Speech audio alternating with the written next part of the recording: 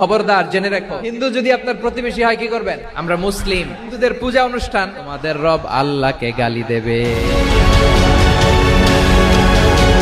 আমরা মুসলিম, হিন্দু, বৌদ্ধ, খ্রিস্টান, পাহাড়ি, নৃগোষ্ঠী মিলেমিশে একাকার, আমরা সবাই মিলে বাংলাদেশ। আমাদের পারস্পরিক সম্প্রীতি, ভালোবাসা, সৌহার্দ্যপূর্ণ আচরণ, বোঝাপড়া এটা বেশ মজবুত। তবে মাঝে মাঝে আমাদের এই সম্প্রীতির ভেতরে অনেকে ফাটল ধরাতে চায়।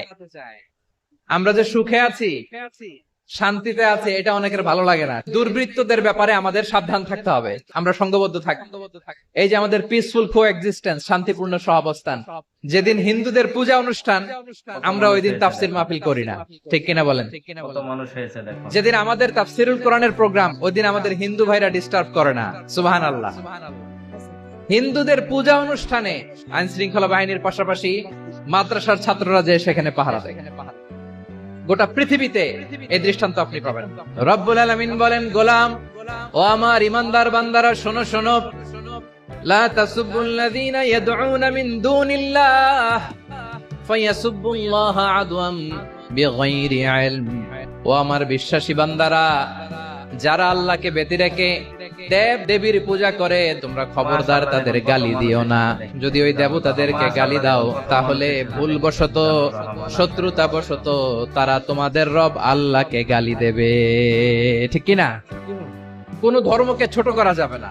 অন্য ধর্মকে ছোট করা মানে ইসলামকে ছোট করা। আর অন্য ধর্মের দেবতাকে যদি আপনি গালি দেন, ওরা ইসলাম থেকে দূরে সরে যাবে। যাও ইসলামের প্রতি আকৃষ্ট হয়েছিল, আর কোনোদিন ইসলামের ধারে কাছে আসবে না। আওয়াজ করে বলেন ঠিক কিনা? এজন্য কখনো কোনোদিন অন্য ধর্মের দেবতাদেরকে গালি দেয়া যাবে না। অন্য ধর্মের কোন দেবতাদেরকে আমরা গালি দিব না। আমরা তো মুসলমান বসতে পারি না। আমরা দুই মুসলিম ভাই একসাথে বসে চা খেতে পারি না, গল্প করতে পারি না। বিষ্ণু ইসলাম মুশরিকদের সাথে ট্রিটি করেছেন, হুদাইবিয়ার সন্ধি। এটাকে বলে সুলহে Hudaibiya, the peace agreement of Hudaibiya, শান্তি চুক্তি। মদিনায় যে বিষ্ণু ইসলাম মদিনা চার্টার করলেন, মদিনা সনদ, যে ওয়েস্টে, ইউরোপে, আমেরিকাতে তারা অনেক চার্টার করে, এই সব চার্টার মদিনা চার্টার থেকে কপি করা। আওয়াজ করে পড়েন সুবহানাল্লাহ। তাহলে অন্য ধর্মের প্রতি সব সময় ইসলাম সহনশীল, টলারেন্স।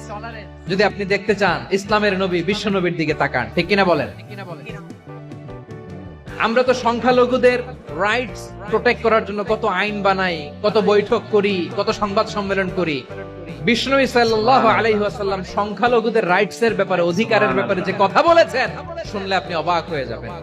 বিশ্বনবী বলেন, খবরদার জেনে রাখো, কেউ যদি কোনো সংখ্যালঘুর উপরে অত্যাচার করে, কোন সংখ্যালঘুর প্রাপ্য থেকে যদি কেউ কাউকে ঠকায়, সংখ্যালঘুর উপর যদি কেউ কষ্ট দেয়, কোন সংখ্যালঘুর সম্পদ যদি কেউ জোর করে কেড়ে নেয়, আমি কিয়ামতের দিন বিশ্বনবী ওই সংখ্যালঘুর পক্ষে আর ওই মুসলমানদের বিপক্ষে বাদী হয়ে দাঁড়াবো।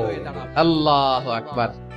আপনি নামাজি, আপনি মুসল্লি, আপনি হাজী সাহেব, তাহাজ্জুদ পড়তে পড়তে কপালে দাগ ফেলে দিবেন, আপনার প্রতিবেশী হিন্দু, ভাবছেন আমার তো পাওয়ার আছে, ওর জমিটা দখল করি। বিশ্বনবী বলেন, কিয়ামতের দিন ওই হিন্দুর পক্ষে তোর বিরুদ্ধে আমি বাদী হয়ে দাঁড়াবো।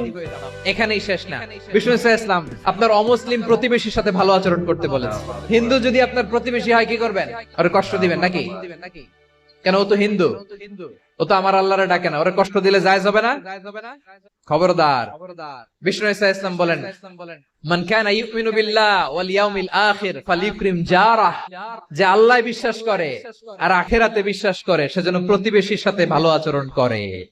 সুবহানাল্লাহ। প্রতিবেশী আস্তিক হোক নাস্তিক হোক, প্রতিবেশী মুসলিম হোক অমুসলিম হোক, যান অসুস্থ হইলে একটু আপেল নিয়ে যান, আঙ্গুর নিয়ে যান, কমলা নিয়ে যান, তাদের সাথে ভালো আচরণ করেন।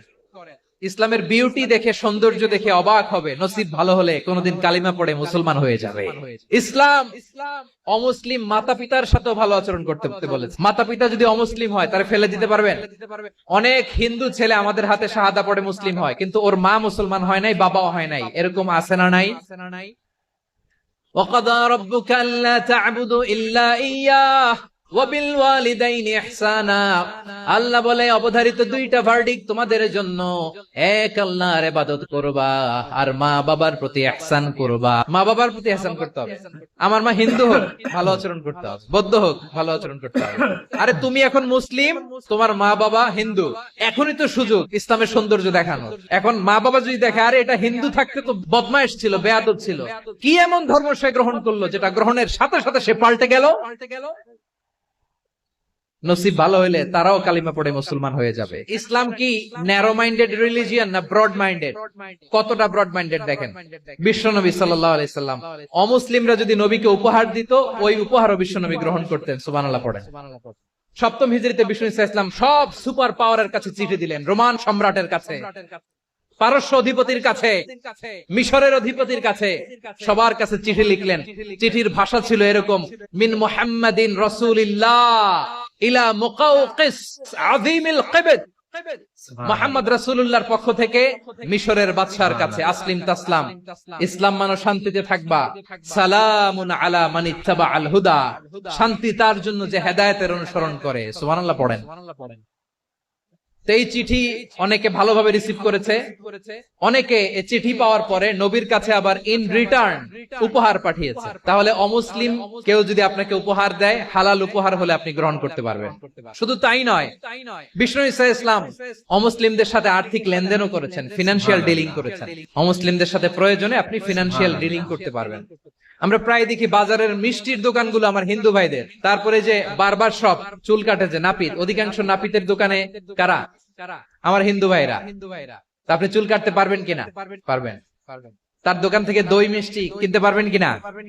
পারবেন। শুধু তাই নয়, ইন কেস অফ ইমার্জেন্সি, প্রয়োজনে ইসলামের খাতিরে, ইসলামকে সামনের দিকে এগিয়ে নিয়ে যাওয়ার জন্য অমুসলিমদের সাপোর্ট নেওয়া জায়েজ আছে। সুবহানাল্লাহ বলে। অমুসলিমদের সাপোর্ট নেয়া, তাদের থেকে অর্থ নেয়া, পলিটিক্যাল সাপোর্ট, পলিটিক্যাল অ্যাসাইলাম নেওয়া যায়।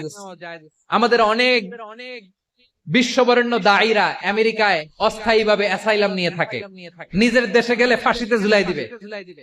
যুগ যুগ ধরে দায়ীদের উপর এরকম অত্যাচার আর নির্যাতন আছে না নাই?